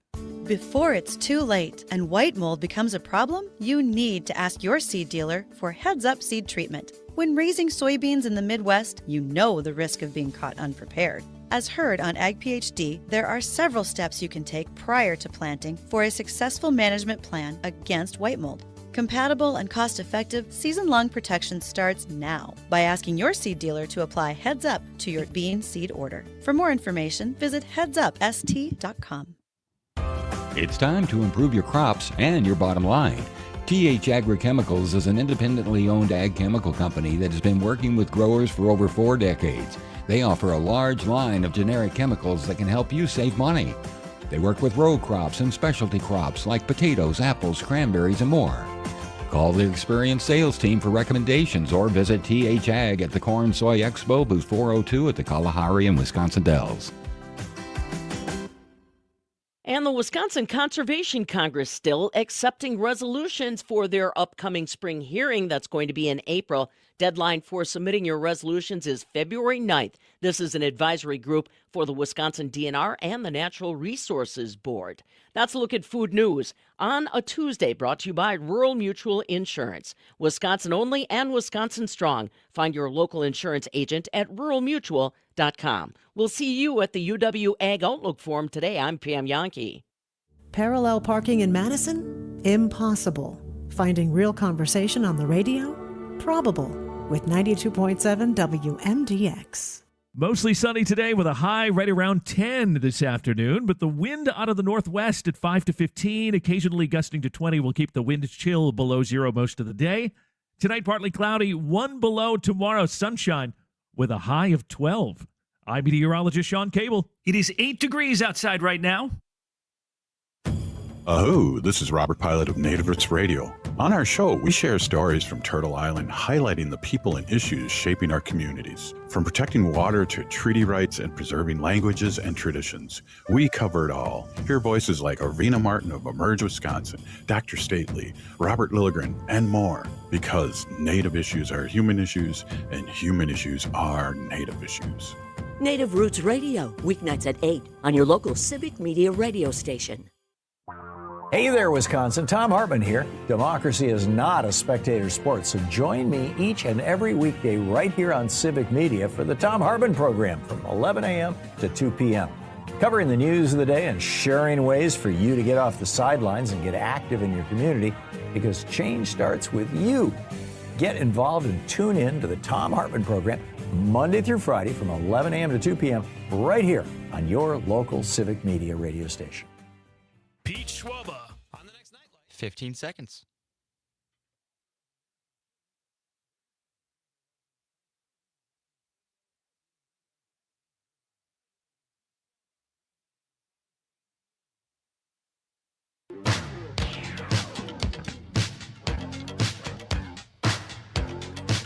$7:35 right now. Oh, we're going like old school Minneapolis clubs. I love Yeah. it with the music today. You're listening to Civic Media Mornings on the Civic Media Radio Network. My name is Jamie Martinson. I'm Brian Noonan. I feel like I'm at a rave. I just need a pacifier. I love it. No, Swirling it's so around. Good. So good, so good. If you ever have a chance, by the way, to go to Paisley Park in Minneapolis, please do so. Is it if worth you're a the music tour? fan. Yeah. Oh, yeah. Oh, for sure, for sure. Is Whether it you're comparable to Graceland? I've never been to Graceland, so I What? can't speak. I know. I've never been to Graceland, but Prince, huge in my wheelhouse of music. So yes, I've been actually to Paisley Park multiple times. Very much worth it if you're in the area. Hey, speaking of Minneapolis, we do have some news coming out of the city this morning. The chief federal judge in Minnesota says that the Trump administration has failed to comply with orders to hold hearings for detained immigrants, and ordered the head of Immigration and Customs Enforcement to now appear before him on Friday to explain why he shouldn't be held in contempt. Wow. Now, this Welcome was to town, Tom Homan. That's right. Well, this was an order that was dated actually yesterday. Okay. Chief Judge Patrick J. Schlitz said that Todd Lyons, who is the acting director of ICE, must appear personally in court. Schlitz took the administration to task over its handling of bond hearings for immigrants that it has detained. I got to read this quote to you. I don't usually do this, but the language from judges in these cases is interesting to me. He says, quote, this court has been extremely patient with respondents, even though respondents decided to send thousands of agents to Minnesota to detain aliens without making any provision for dealing with the hundreds of habeas petitions and other lawsuits that were sure to result. He continues, respondents have continually assured the court that they recognize their obligation to comply with court orders and that they have taken steps to ensure that those orders will be honored going forward. Unfortunately, though, the violations continue. End quote. Yeah. When you're out of Schlitz, you're out of law. Yeah, I think this is going to be interesting because the courts are starting to push back. I mean, early during these raids, we saw the courts, I don't want to say tiptoe around it because they weren't, definitely. But I think they felt a little, to me, as an outsider, they were doing their jobs, but at the same time, it felt a little bit like territory unknown, especially while the administration was doing everything they could to skirt those orders or putting detainees on planes as people were meeting in Yes. court. And now the courts, it feels like are a little bit more solidified in the actions when we see these come through, right? And they're now stepping up in a different way than I think we saw early on in this administration. And the language is much clearer and much more blunt as these cases have grown. Well, I think you're absolutely right. The courts, like the rest of us, are fed up. And if you're a judge and you're watching other decisions be ignored by this administration, I have to imagine that it doesn't matter who appointed you, you're there because you are a servant of the law. And when you see the law being ignored, it's got to get under your skin. And judges are not above getting angry.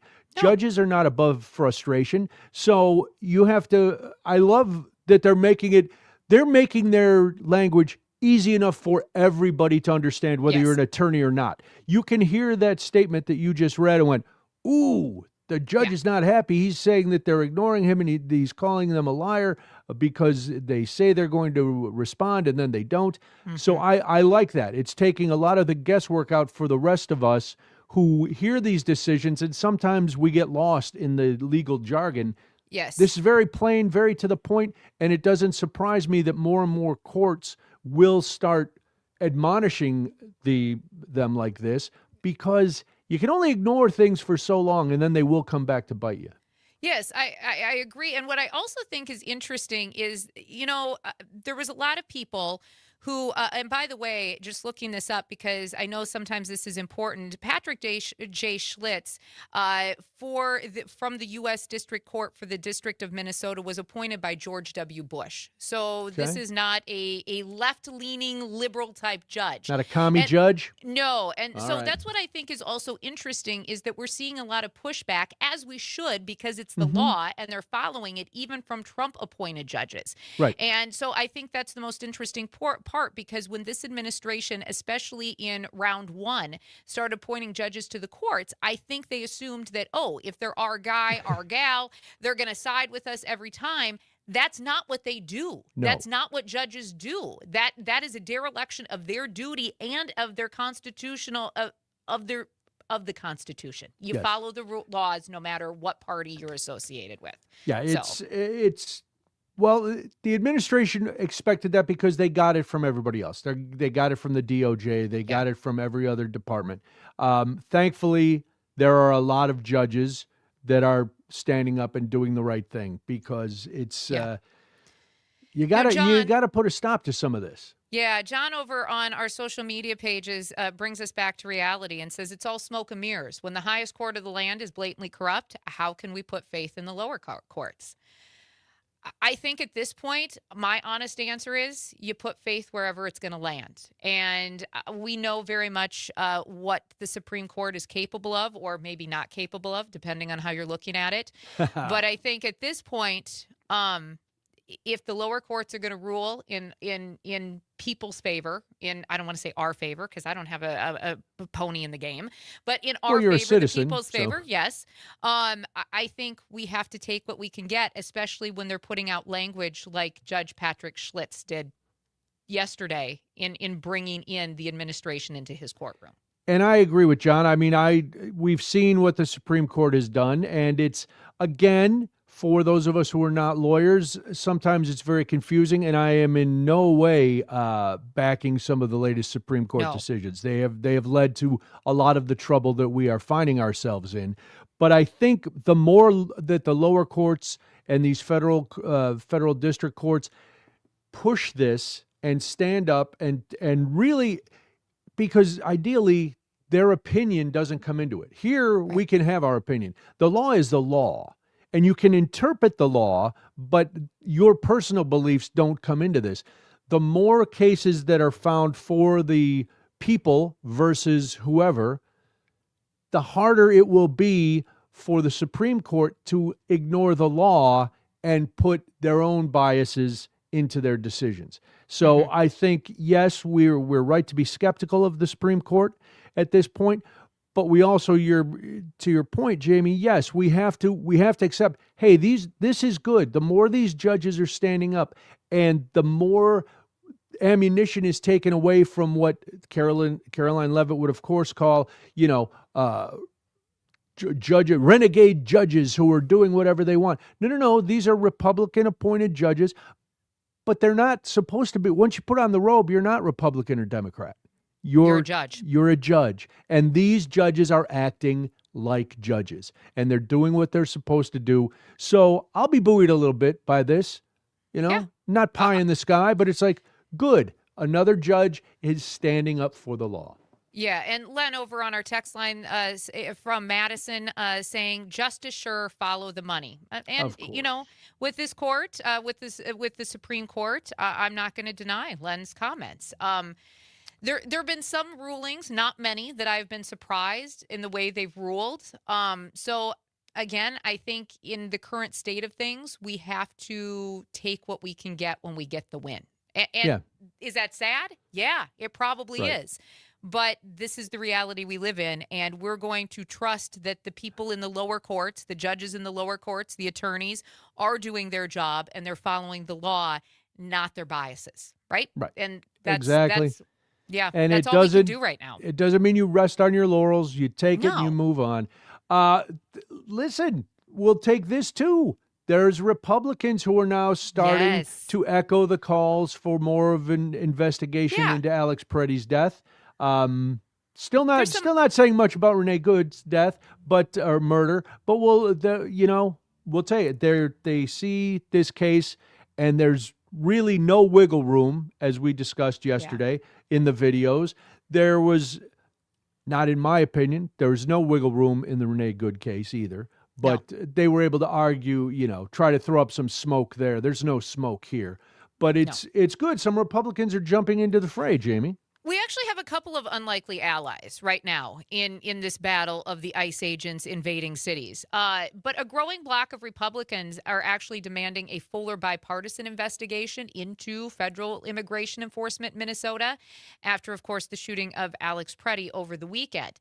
Now, House Homeland Security Committee Chair Andrew Garbanero actually requested testimony from the heads of ICE, Customs and Border Protection, and U.S. Citizenship and Immigration Services, saying public safety and accountability have to be prioritized. And then there was a bunch of senior GOP figures, including Representative Michael McCall and Senators Tom Tillis, Bill Cassidy, Susan Collins, Lisa Murkowski, and Pete Ricketts, who signaled some pretty rare cracks in the unity of the Trump administration's immigration strategy. There are also some Republican governors, including Oklahoma's, which I didn't actually think I would say that.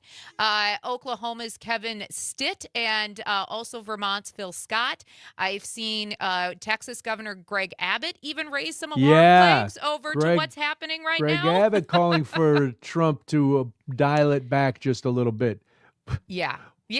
Once Greg Abbott breaks ranks, you know there's starting to be a tectonic shift. I mean, honestly, when Greg Abbott breaks ranks, and you also have pro Second Amendment gun rights groups, including the National Rifle Association, NRA, and Gun Owners of America, calling for a full, transparent investigation into the shooting by the Border Patrol officer.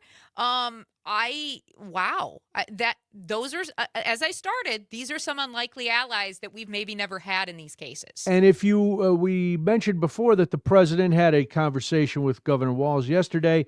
If you're wondering why all of a sudden he's willing to talk and why Tom Homan is replacing Greg Bovino, I hope you just listened to what we were talking about and what we were saying, because for all his faults, and there are too many to list. He's listening to somebody who's going, "Sir, we gotta put a cork in this, or we are done." Yeah, There were reports out yesterday that Ted Cruz said something to him about that. Now, that was on Ted's podcast or whatever. But either way, somebody is telling Trump, "Hey, this isn't working. The public has turned against us. People in our own party have turned against us. So now, suddenly he's open to discussions. Yes. And I think it's interesting because the pro Second Amendment folks are also starting to raise flags. And let's be realistic. Those pro Second Amendment folks also are big donors to the GOP party, right? Yes, they are. And so this case, I think, has created a particular tension among the core of the GOP because of their stance on the Second Amendment. And then you've got your lawmakers, your gun rights groups, who are now stressing that there is lawful firearm possession, right? Yes. Because that is fact, even in the middle of the protests. And they can't deny the deadly force that took place on video, multiple angles, on the middle of Minneapolis streets. They Blurry, can't deny though. that. Blurry, very grainy, Jamie. Very grainy. Tom Tiffany needs some new glasses. Representative Tiffany, I think that is something that is a must for you going forward. Yes, if you just tuned in, Tom Tiffany said he hasn't watched the videos because they're all too grainy. They're grainy, too there's grainy. There's your reference point for that. Hey, today we're ending on a lighter note. We are. Today we're leaving on a happy. We're going to talk about wieners. 7:48 right now. Good morning. You're listening to the Civic Media Mornings. I'm Jamie Martinson. And if that's not a tease for you to stick around, you're really not paying attention.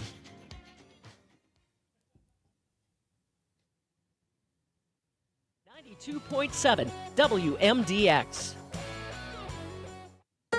This is Chad Spate. Sometimes I'm overwhelmed by the hatred and misinformation that consumes our world, but I also know that we cannot build a house of justice and inclusion on a foundation of hatred and lies. We have to practice what we preach. At Chad's Design Build, we confront injustice the same way we confront a poorly built home, with love, compassion, intelligence, and persistence. We engage our community the way we engage our clients, with honesty and humility and the dogged determination that we can do better. Chad's Design Build, remodeling done well with love. Are you ever questioning when life will slow down? Are you ever thinking of just relaxing and enjoying the simple things? All of this is possible, even while still being in the workforce. Worthington, Minnesota is a town growing, yet it's nothing like metro life. Professional and labor jobs, a beautiful lake, bike trails, recreation, acres of public hunting, festivals, and great people. Slow down. We're just a short drive away, so come join us. Worthington, it's worth a look. What's your go-to when the cold winds of winter blow? A heavy coat, a hat? For many of us, it's lip stuff too. But did you know one of the most popular brands, Carmex, the one in the little yellow tube or tub, is a Wisconsin product? It's made in Franklin, a suburb of Milwaukee, and it's shipped to more than 60 countries every year. So can you guess the original use for Carmex? Fixing squeaky doors, actual lip balm, or to soften baseball gloves? The answer coming up. Alfred Wolving created Carmex in the kitchen of his Dodge County home in Rubicon in 1937. He hand-poured thousands of jars until deciding to automate the manufacturing process in the 70s. Now, can you guess the original use for Carmex when it was created more than 80 years ago? It's always been meant to be a lip balm, but people use it on other dry or itchy skin areas too. It remains a true slice of Wisconsin. I'm Terry Barr for the Civic Media Radio Network. You wanted to be cool, which led you to smoking, which led to a pack a day. Then you met that special someone, starting a life with them, which led to wanting to live longer, which led to quitting. Then you heard you may be at risk for lung cancer, which led you to getting a low-dose CT scan. If you smoked, get scanned. Talk to your doctor and learn more at savedbythescan.org. Brought to you by the American Lung Association and the Ad Council. John Peterson and Gordy Young. I do the program today with my AI glasses on. Are there Pyrex plates that you can use in the microwave? Please stand by. John's glasses are thinking. No, you got rid of it. I messed it up. You said something and then it said that's so right. we're all supposed to be quiet, huh? So I don't interfere with your glasses. No, I don't even need you anymore. Oh, really? Okay. I can have a conversation with my glasses. 15 seconds.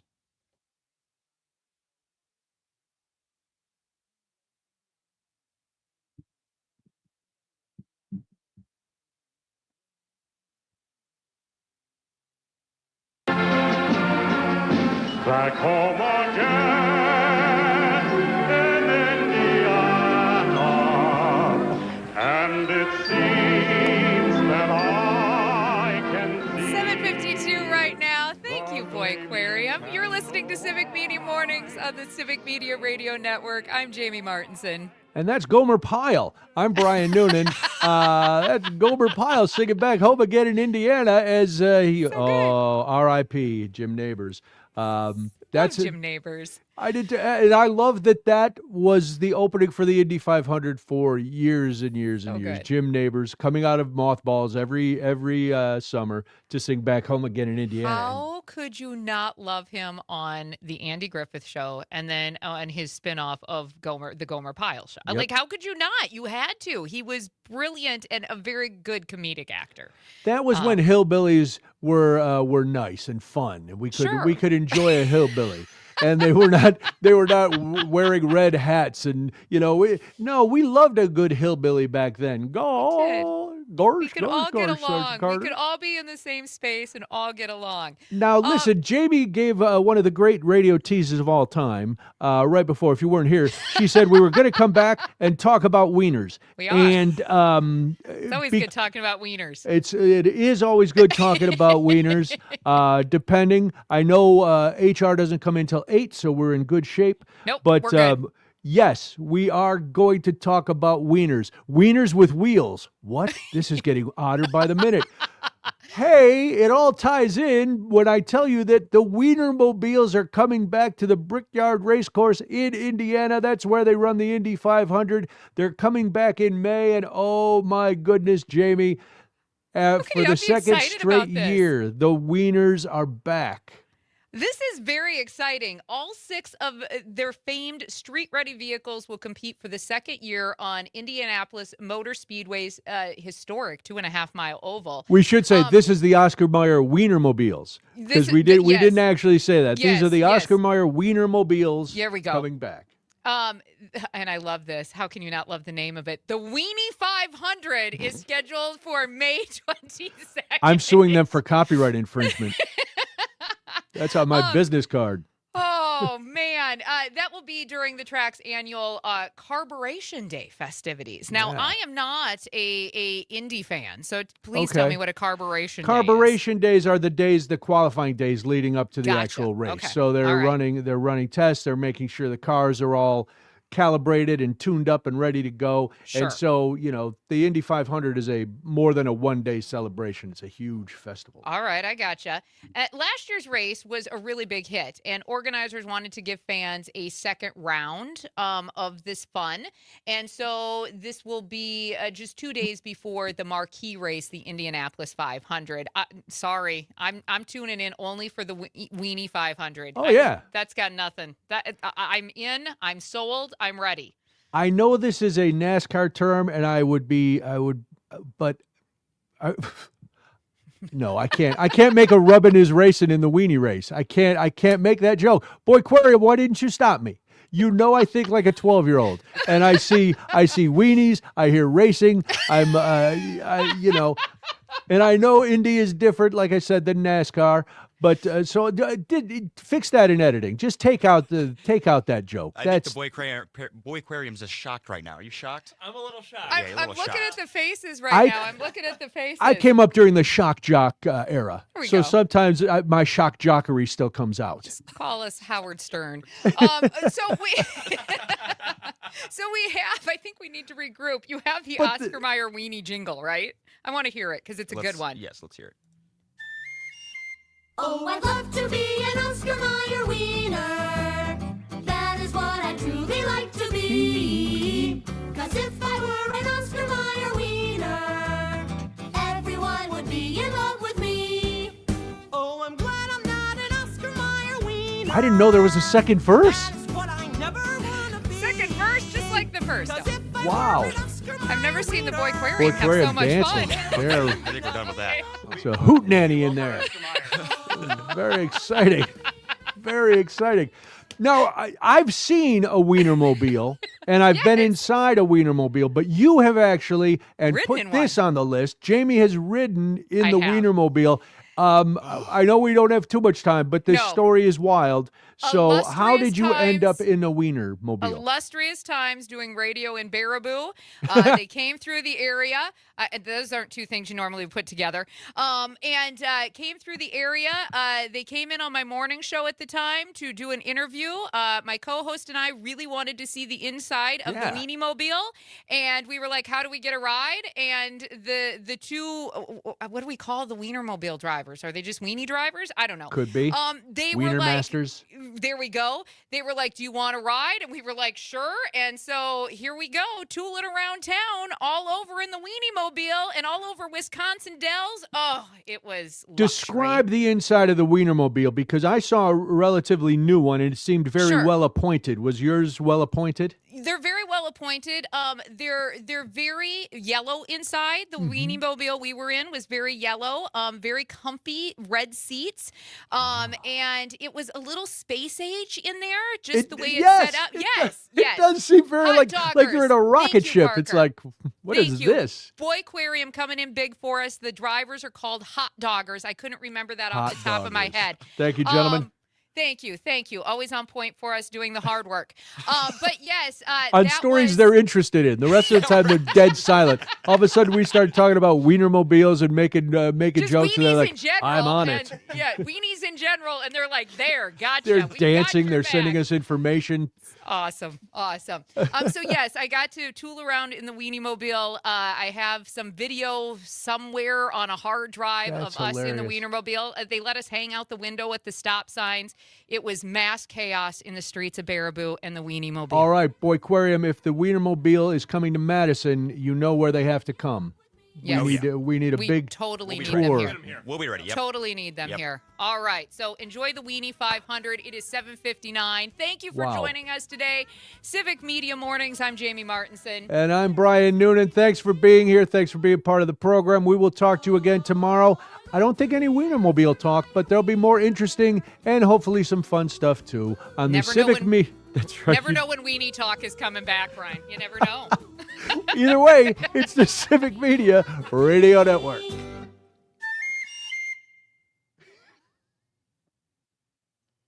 All right. Thank you so much, Civic Media Mornings. We will see you all tomorrow at 6 a.m. Oh, God.